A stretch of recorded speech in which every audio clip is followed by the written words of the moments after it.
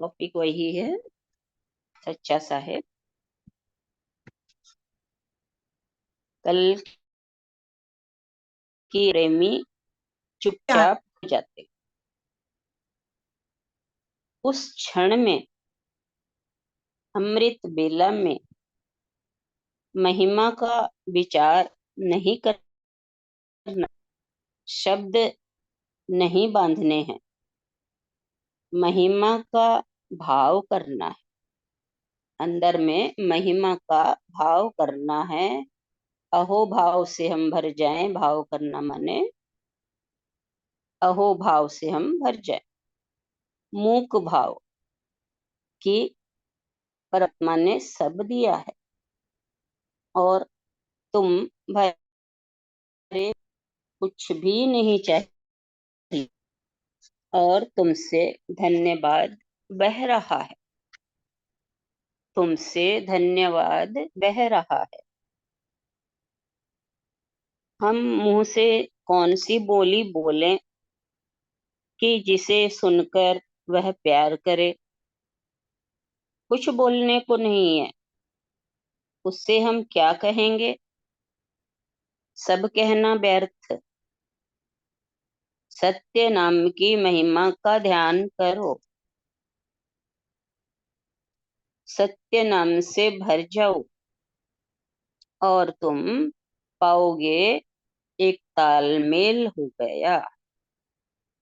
तालमेल उस क्षण के बीच में, जब दिन जा रहा है, रात आ रही है,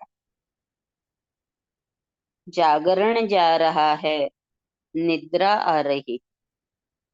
तुम सजग हो गए, तुम चौंक जाओगे, तुम पाओगे प्रकाश की एक लपट हो गए हो तुम, प्रकाश की एक लपट हो गए हो तुम, जिसका न कोई प्रारंभ है न कोई अंत, जो सदा सच है, शाश्वत है।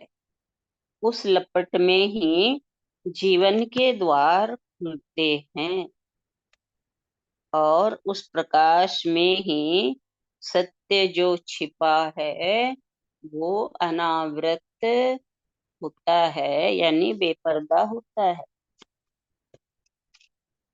कर्म से शरीर मिलता है, कर्म करने से शरीर मिलता है।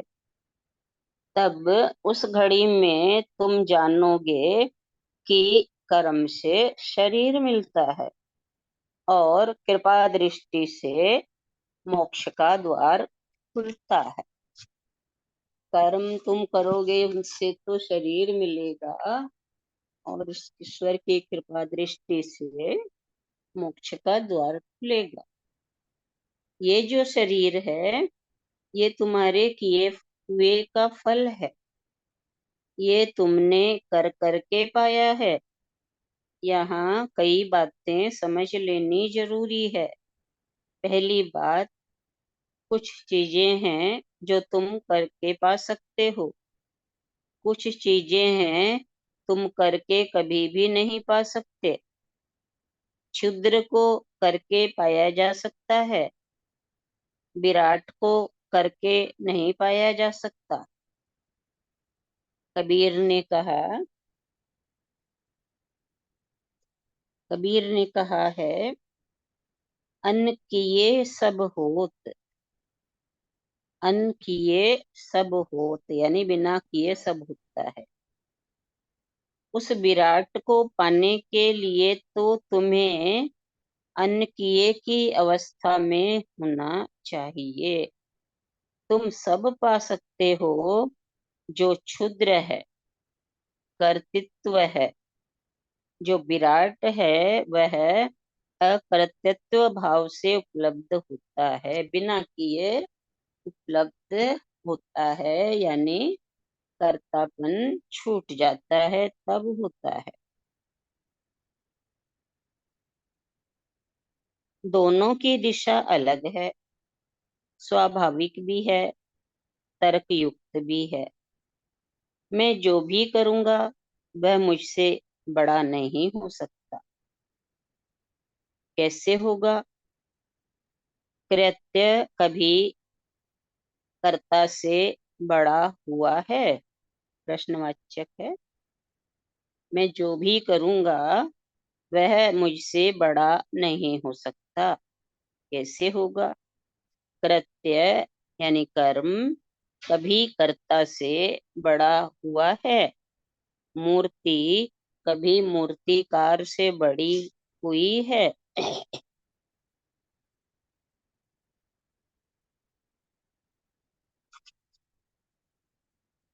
कविता कभी कवि से बड़ी हुई है। असंभव है। जो तुमसे निकलेगा वो तुमसे छोटा हो सकता है। ज्यादा से ज्यादा तुम्हारे बराबर हो सकता है, लेकिन तुमसे बड़ा नहीं हो सकता। तुम परमात्मा को कैसे पाओगे? तुम्हारे कर्म से कुछ भी न होगा, तुम्हारे करने से कुछ भी न होगा, और तुम जितनी पाने की कोशिश करोगे उतना ही भटकते जाओगे। उस भटकाव को छिपाने के लिए तो हमने मूर्तियां गढ़ ली मंदिरों में। मूर्ति हम गढ़ सकते हैं, परमात्मा को गढ़ने का कोई उपाय नहीं है। मूर्ति गढ़ सकते हैं, परमात्मा को गढ़ने का कोई उपाय नहीं है। परमात्मा हमें गढ़ता है, हम मूर्ति गढ़ते हैं। परमात्मा हमें बनाता है, हम मंदिर बनाते हैं। मंदिर क्षुद्र है, वह तुम्हारे हाथ की कृति है। तुम्हारी कृति में विराट कैसे पाया जा सकेगा? तुम्हारी कृति तुमसे बड़ी न होगी। तुम्हारी कृति में तुम ही तो रहोगे। तुम्हारे ही हाथ की छाप होगी, उस पर परमात्मा का हस्ताक्षर नहीं हो सकेगा, नहीं हो सकता। हाँ, तुम्हारी कृति में भी कभी कभी परमात्मा का हस्ताक्षर हो सकता है, जब तुम उसके हाथों में अपने को छोड़ दो, वो करे और तुम केवल उपकरण हो जाओ।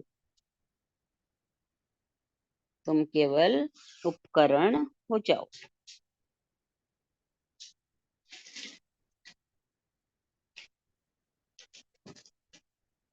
बिड़ला के मंदिर में तुम उसको न पा सकोगे।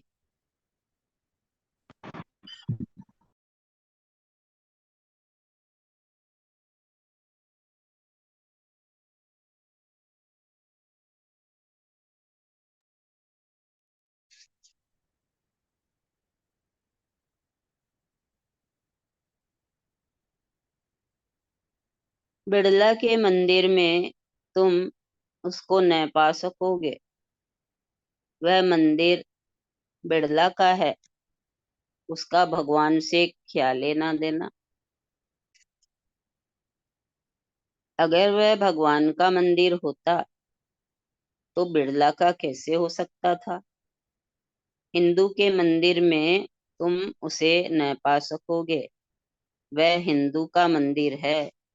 अगर परमात्मा का मंदिर होता तो हिंदू का मंदिर उसे क्यों कहते तुम? सिख के गुरुद्वारे में तुम उसे न पा सकोगे, वो सिख का गुरुद्वारा है। परमात्मा के मंदिर का कोई नाम नहीं हो सकता, वो अनामी है, उसका मंदिर भी अनाम होगा। तुम जो भी बनाओगे, कितना ही सुंदर बना लो, स्वर्ण मंदिर बना लो, लेकिन आदमी के हाथ की छाप वहां होगी।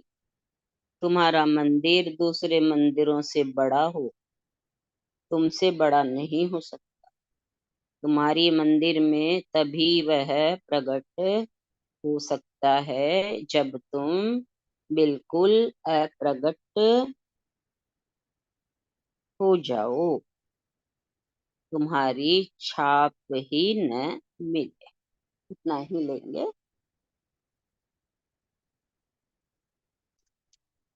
कर्ता भाव को दूर करना बता रहे हैं। करें, दूर करेंगे जब ही परमात्मा में मिल सकते हैं।